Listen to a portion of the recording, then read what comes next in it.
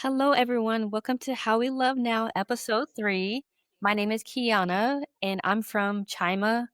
I'm the chief operating officer at Chima, and here we are just talking about dating, love, and tech in between. I am so excited to meet Keana today because she actually just started the a16z Speedrun program, which is an accelerator program, and Chima's a part of it. And it's a very competitive program, so it's so impressive to actually get into. So we were thinking for today's episode, Keana has been kind enough to share some of the insights and things that she's learning through this accelerator program.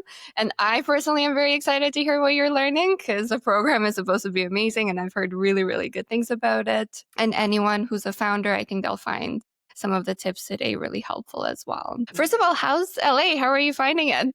I really do like LA. It's a lot colder than I expected. Would I want to move out here? Probably not just yet, but I'm still going to explore.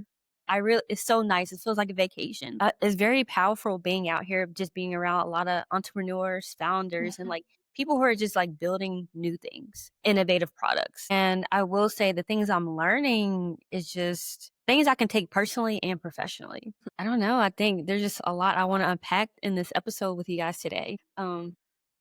Well, let's get into it. Maybe we can start at the beginning. Like, what are some of the events that you've been attending? How is it so far being part of an accelerator program? How are you feeling about it? I think this is your first week fully being there and attending. Yeah. Yes. So the program initially started 2 to 3 weeks ago, and I just flew in last week. And so as of this week, this is my first attendance. And it's been so great so far. I will say we have program on Wednesdays, and all the other days is like optional. And so even this week, on Wednesday when I attended, I met with the founder of like Zillow, the prior founder of Zillow, the Ooh. CEO of Tinder, and the founder of Jubilee. It's a platform on YouTube. And so it was just really creative to get those insights and what they're building, how they built successful companies this far, and just like being in a space with other new early stage startups and receiving that feedback as well. Because we were able to answer questions, they were able to give us insight on what's working and what's not working in their current companies. That's really cool. And is this advice like personalized or is it more general? It's more general, but I will say because we're all early stage up, we can resonate with most of the insights they're giving us because they're catered to us, Basically, they're telling us, like, we used to be in your shoes. We know what that looks like. And I will say, just entering the program, I was very nervous about attending because I'm like, all these new companies, like, it's almost like you're not in competition, but it's like everyone is building unique products. And I think we're all in a space where we're thankful an investor saw and believed in us. Because when you hear all these different companies, you're like, oh my gosh, like, wow, I never thought to build that, or I never thought that would be something people would build. So I think that's pretty interesting. But I will say one of the things I really do want to touch base on is like meeting with the CEO of Tinder. Like he expressed us personally and professionally knowing when to leave. And Mm.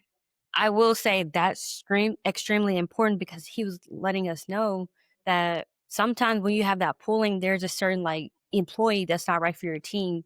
Don't continue on with that process if it's not working well in the beginning. And I will say that's some of the things that I reflected because I think even with the founder of Jubilee, he touched on that as well as saying like sometimes who you started with you may not end up with, and he was telling us that he lost some of his co-founders because of the way Jubilee has transitioned over the years. And Mm. I think a lot of people can resonate, right? When you first walk into a company years later or months later, it's almost like I didn't walk into this because of this, right? Like I initially came on board because you guys believed in this certain mission.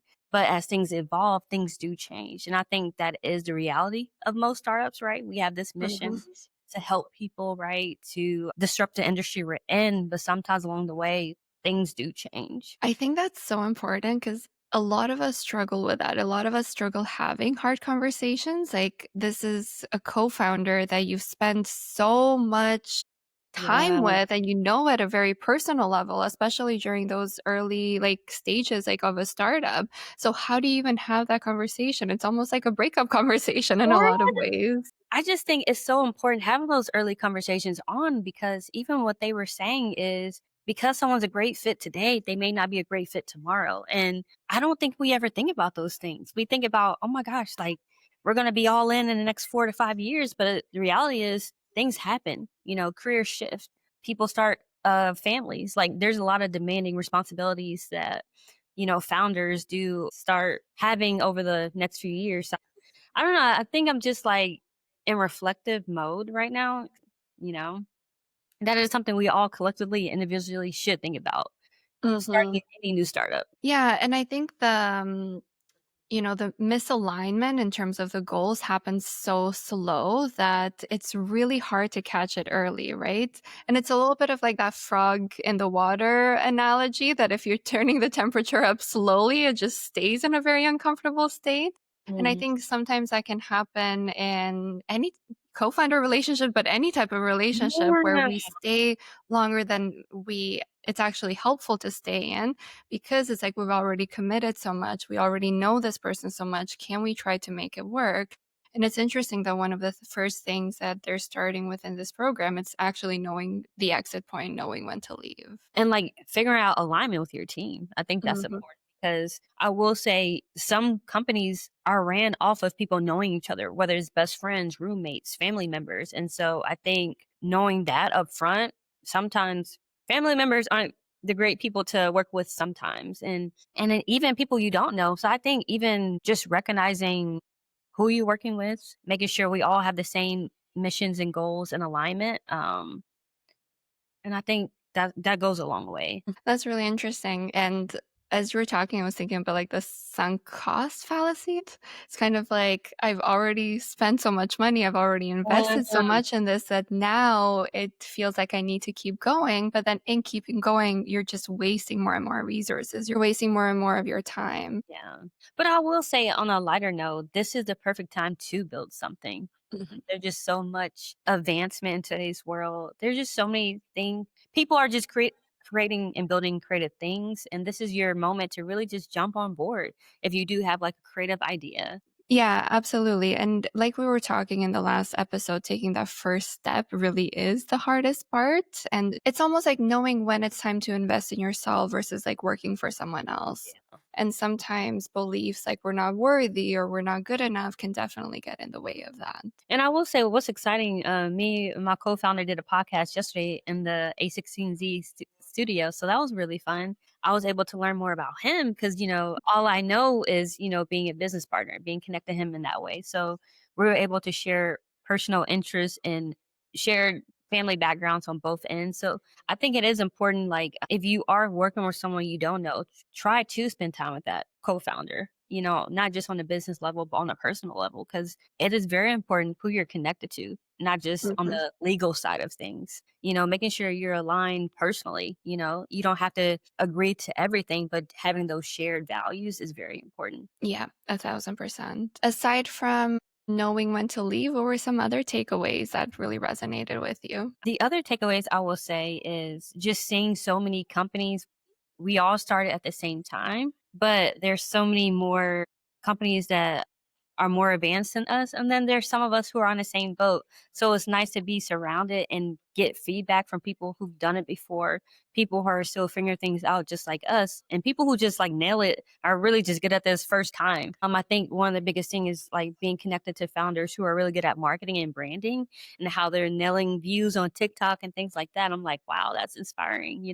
Like you already know the algorithm by heart. And I think just being connected to your like core, like our investor, and even him, I will say he even said we meet with him weekly. We have weekly calls on Tuesdays. And he said collectively, we've all been sharing so many positive things of our companies. Everything's going well. And he literally said on Wednesday, he was like, I don't believe you guys that everything is going well. You guys need to start touching on things that aren't going well. That's why we're here. And I think that's the real reality. I think when we're around certain people of stature, we try to put on this facade Mhm. like everything's okay. And he's really looking at us for support, like, "Hey, I wanna help you. If you guys don't have good numbers, good metrics, it's okay. I'm here to help you." And I think that we hear that, right? But we wanna impress them at the same time. So I guess finding a balance in that. It is, and it's the whole thing about vulnerability that we were talking about last time. Like when you don't have when you're so worried that you're not going to get an investment unless you perform well, it does make you take a step back and try to maybe hide some of the things that aren't going well. Yeah. Not because like we want to deceive someone else, but out of fear that if I share this, like how is this actually going to affect me? Yeah, I think that's a great point. It's almost like, oh my gosh, you're gonna wish you didn't invest in us, once we reveal our metrics. I think just anyone just building early on, you're in a good spot. Pre-seed, early stage. I think we should really start getting concerned, right? When we been in 5+ years, right? But if we're under a year or two, we're in a good space. Like there's just so much that we can improve on early on. I'm curious, and this is more of a personal question. How is your imposter syndrome being there?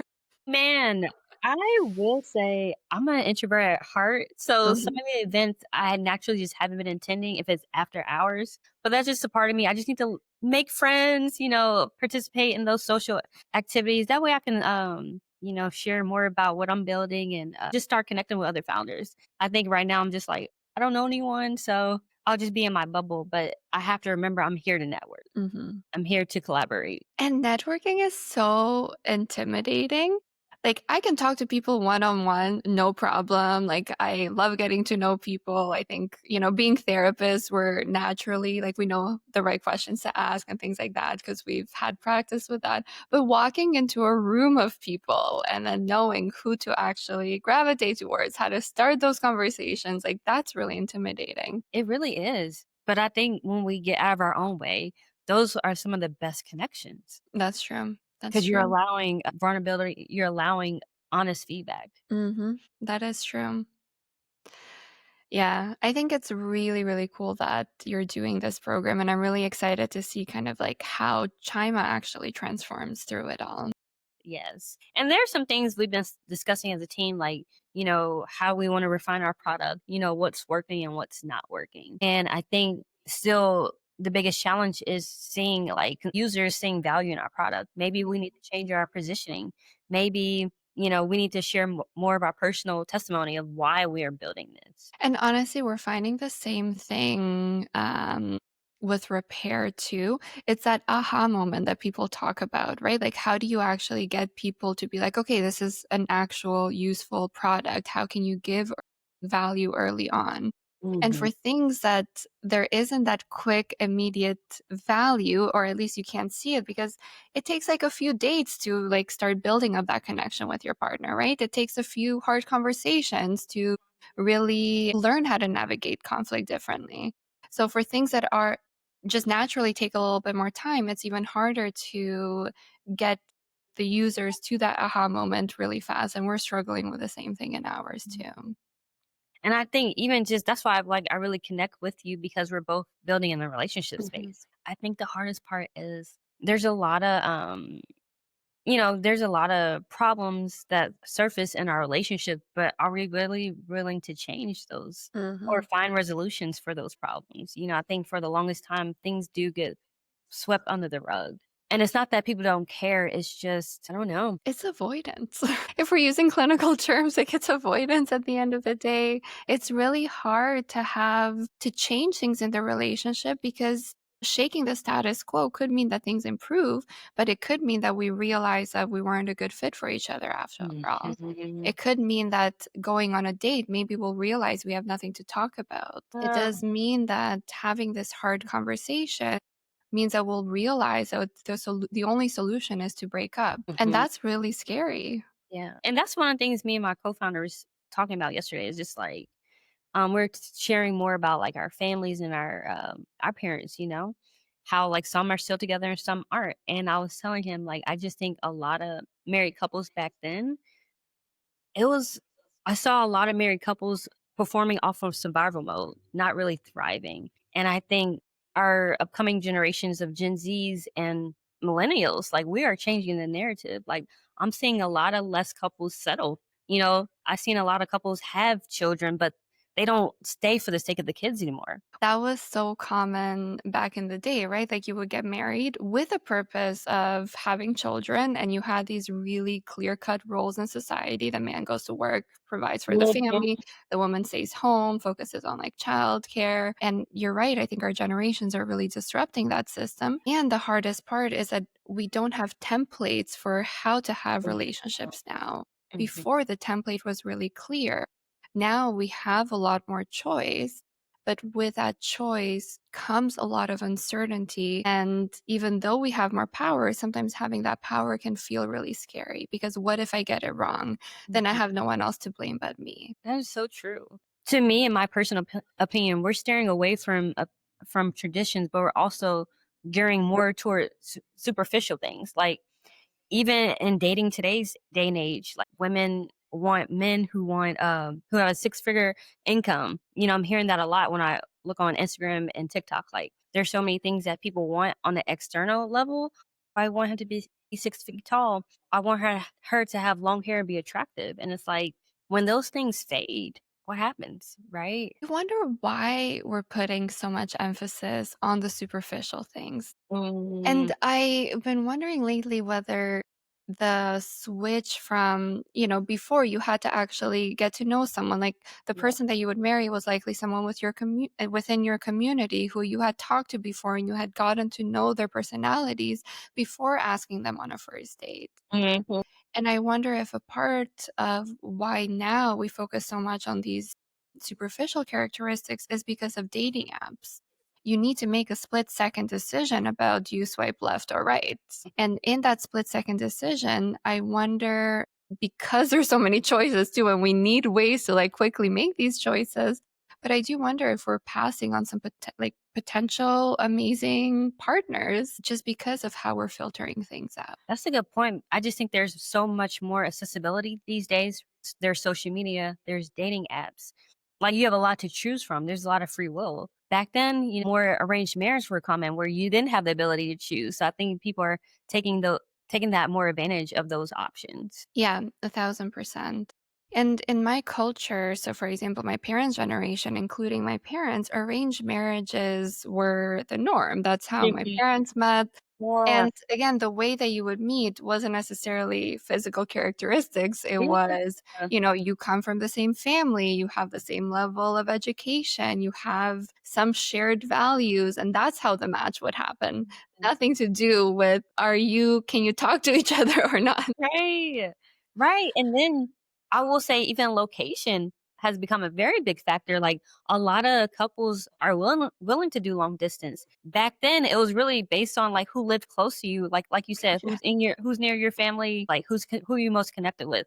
Yeah, and I think as our options expand, we need different filters to Yeah. choose partners. And then again, I wonder because it's problematic if our filters are too wide that we're capturing everyone and that we don't know how to actually sift through them.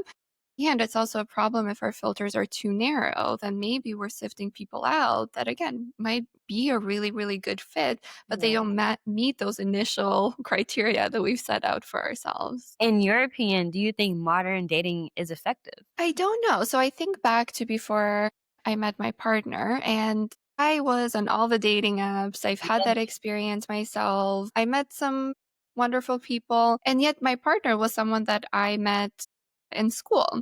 Mhm. And, he's someone who doesn't take a lot of pictures for himself. He has like two on social media. So I probably would have seen his profile being like two photos. This is probably fake. And then just moved on. So I think it can be effective for some people. And I think some of us, we grow so tired of it, just constantly swiping, constantly swiping. And there's a certain type of fatigue that comes Yeah. related to dating because of online dating. So do I think it's effective for some people? Yes. And I wonder if there's ways that we can improve it and ways of making it a little bit more human. It just feels very robotic. Oh, yes. So I met my husband on Bumble. And I will say, I always wanted that fairy tale. Oh, we met at the grocery store, But to me, I think modern dating is effective, but I also think it's important recognizing your values. I think it's more valuable when you check in with yourself. Like, what do I want out of this relationship, committed partnership. And so I think when you go in for the right intentions, the right reasons, it does work. Yeah, I definitely agree with that. And I think too, it's how, like with any tool, it's how we use them sometimes Yeah. rather than the tool itself. I know when I was using online dating in the past, I was overly selective in terms of who I swipe right on, who I swipe left on. And I think that definitely didn't play in my favor. And I remember like having the experience of, people in the community who Yeah. I had initially like turned down online, and then meeting them in person. I was like, oh, wow, like I could actually like see myself like going out with you. And it definitely was a learning process for me. And I found Mhm. that the longer I was actually on the dating apps, the more cynical I became. So then those Yeah. filters became more and more like stringent. That's a good point. Yeah.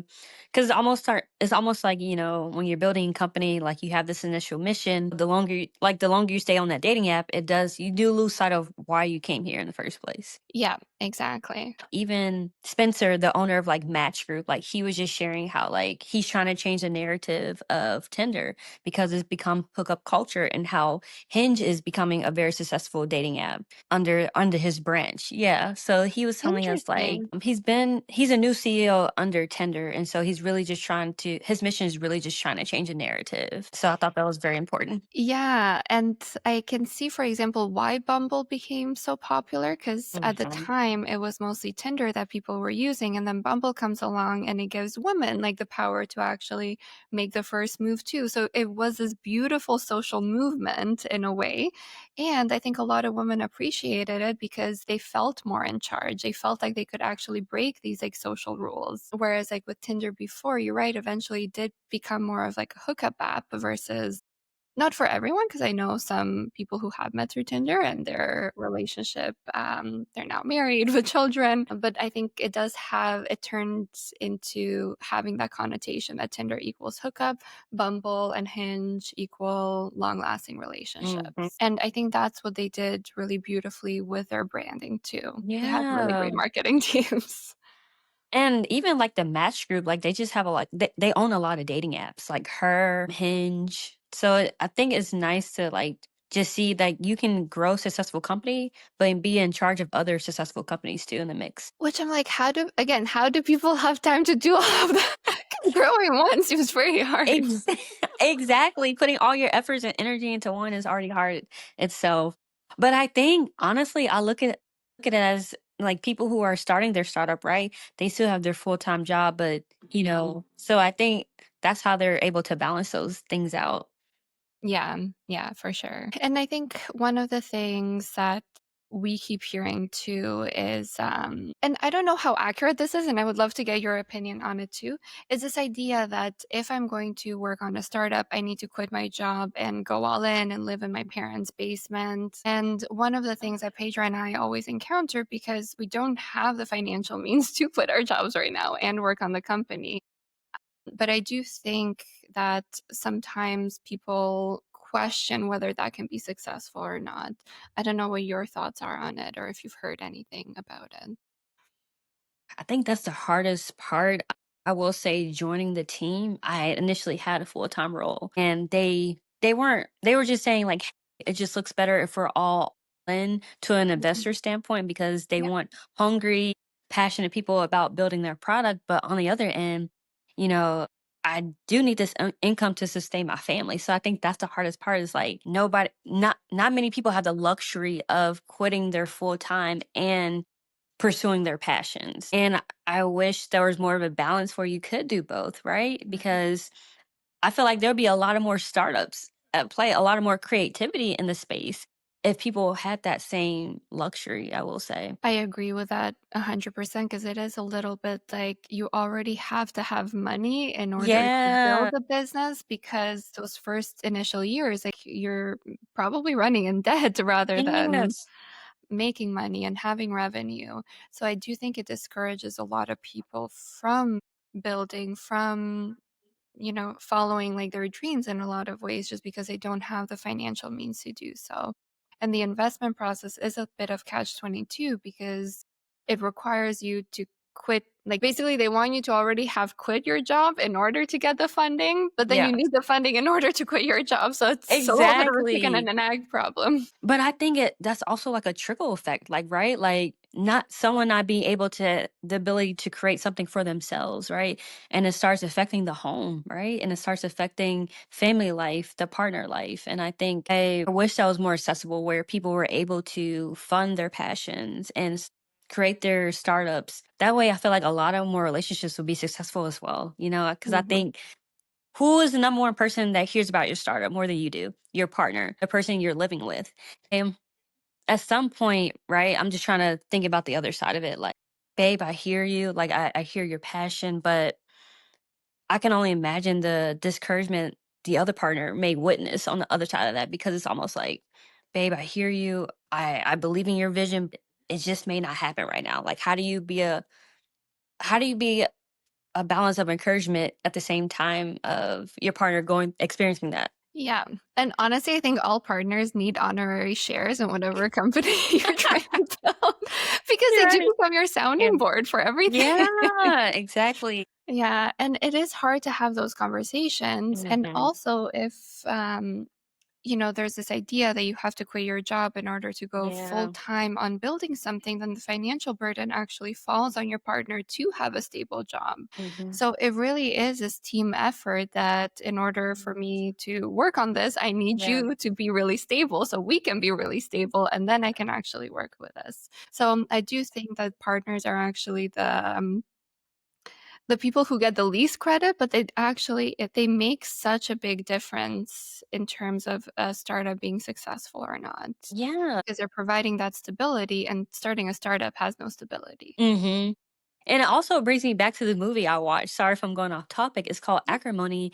And this movie was about like two people who found each other. And at the time, the par- the male partner had this dream of like being a successful business person, and the woman, her mother passed away, so she was left with like a wealthy share. And so I will say when they first met, she started believing in his vision early on, so she started funding the potential success it would bring. And so he started like researching his product, building his product, and it took some time. It took I want to say he dreamed about this for 20 years of like building, putting work into it, things like that. And it started, it started affecting their marriage. It started affecting their family life because her siblings were like, "Hey, do you not realize this dream may never pop off, but yet you keep funding this passion of his?"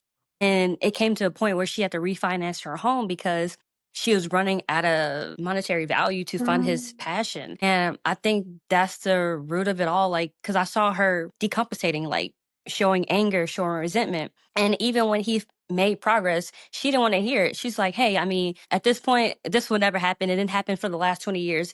Sorry, I don't believe in your progress anymore." And so, long story short, he ended up becoming successful. An investor invested in him. And the hard part was before an investor said yes, she broke it off. Ooh, And so I felt that. after I know. So after an investor said yes, the investor wrote him a check and he issued a check in her name. He was like, "I just want to repay you for all the time you've put in over the years. Like you've always been the number one person that believed in me." But the plot twist is he married someone new, and that's when she really wanted him back. She felt Mhm. like the woman reaped the benefits that she already sowed into early on.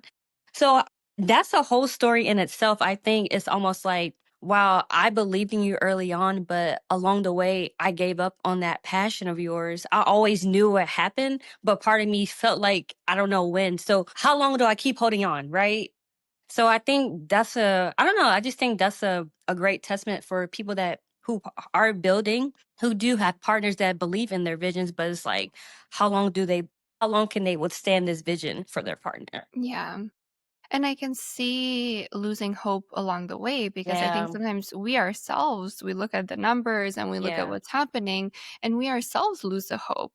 So Yeah. imagine like the partner who is, because I think on the partner side, there's a lot of pressure to be the stable force as Yeah. well. If you're doing this new venture, they're the ones balancing it out with a sense of stability. So a lot of Yeah. time they're the ones that have like, a safer job where with benefits and all these things that you aren't getting in a startup. And then I Yeah. think if you have children, the burden on the partner is even more because now they have to support you starting a business that may or may not be successful, plus like the children. And I think that's why we see that a lot of startups happen during early years, like usually early 20s, because I think some of those financial responsibilities aren't there yet.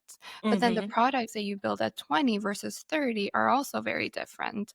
But then Yeah. when you are at 30, there's just the financial responsibility is higher. So it does discourage you from starting things that are actually higher risk. Right. And I even will say, like, being in this process, I learned that getting investment is not even the beginning. The beginning is really starting a profitable company, like having revenue outside of that initial investment. That's hard. Like, oh my goodness. Like, I really thought like obviously getting an investor is really nice. But what I'm saying is, I thought that was the hardest part is getting an initial investor. But the hardest part is really making revenue outside of their funding. Yeah. Because what you're gonna do is you're gonna keep depending on their funding. Yeah. And there's that added pressure that, oh no, these Yeah, people gave me so much money. I need to show the exactly. results. Yeah, Yeah. Yeah, for sure. yeah, It's a hard business to go into. I mean, building a yeah, business is always yeah, hard, but I think doing something in the startup world, there's a lot of pressure for sure. yeah.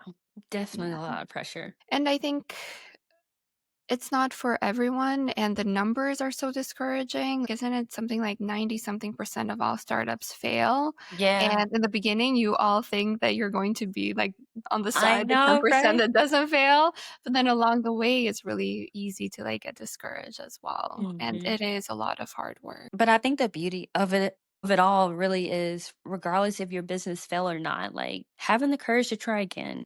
And I think I admire so much when I see like second time founders, three times founders, because I'm like, you never gave up. Like you're taking the lessons that you learned from your prior experience and using to build effective and efficient products. And you never know when you're actually almost at the point where you're going to make it, like in the movie that you just said, right? Yeah. Sometimes we lose hope right before something really big. And yet it's also the sunk cost fallacy that we can't always keep going forever. Like bringing it Yeah. back to the start of the podcast, that we need to also know where to leave. But how do we balance staying in it long enough that we aren't stopping too early, that we're not reaping the benefits that we could have, versus that we're overdoing it with staying? And there's no right or wrong answer. I don't know what that balance looks like. Yeah. And I will say another takeaway from the movie I mentioned is I learned that learning the value in yourself because he received a offer that was below his initial offering that he wanted for himself and he didn't take it. Everyone around him was like, wow, you're crazy, like take this money they're initially offering you. He was like, no, I know all the time and investment I spent building this product over the years, I'm not going to settle for that price. And when he said no, his next offer came in that blew him away. And I think that's important. I think whenever, and this is for anyone looking for investors, don't always be willing to take the first yes. Really figure out if that investor resonates with your product and what you're building. Like make sure those align with who you are too, because you're choosing them as much as they're choosing you. It's a two-way street. Yeah, and it's hard when there's that pressure that I need money in order to grow this, because you're Exactly. like, maybe I can sacrifice some of my values in order Exactly. to actually have this company make it. But you're right, it's really important to know who you go into business with. And the minute Mm-hmm. that you take an investment, that person becomes your business partner, whether you want to or Exactly. not. They have shares in the company, they have Mhm. a voice to say, and voice that you really need to respect because they're the ones giving the money. Exactly. And and they're part of your brand, whether you like it or not. Like they are now their name is on your brand. Yeah, yeah.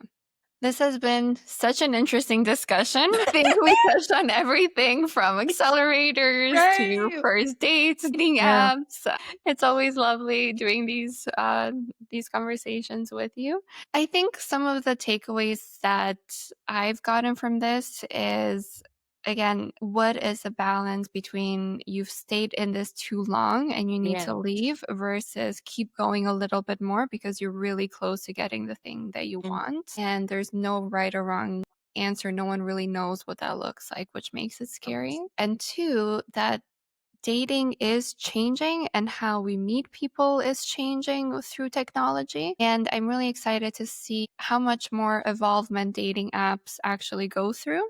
And Mhm. hopefully, we can create something that's a little bit more human when it comes to dating, a little bit more connected, and maybe reduce some of these like superficial ways in which we're trying to choose our partners. Absolutely. And I will say one of the biggest takeaways I'm taking from our wonderful episode is like understanding and recognizing your grief. I think grief doesn't always happen when there's death, right? There's different types of grief. I think there's a lot of people who's building something. You're grieving over the life you had when you had more time on your hands. Maybe you're grieving over the loss of a relationship that you used to have too before you started creating your startup. I think a lot of people are in a lot of different seasons, and there's comes with a lot of grief and excitement. So I want you to recognize both and just recognize how you're feeling in the process, and you're doing your best. That's all I can really say is don't give up and don't lose hope, no matter how hard it gets. Yeah, I love that you use the word grief because there is like a grief even when your business fails. There Yeah, is a grieving process to it. Like you spend so yeah, much time, you spend so much energy, and it really hurts knowing that yeah. it didn't work out. And just because this fails doesn't mean that you yourself have failed.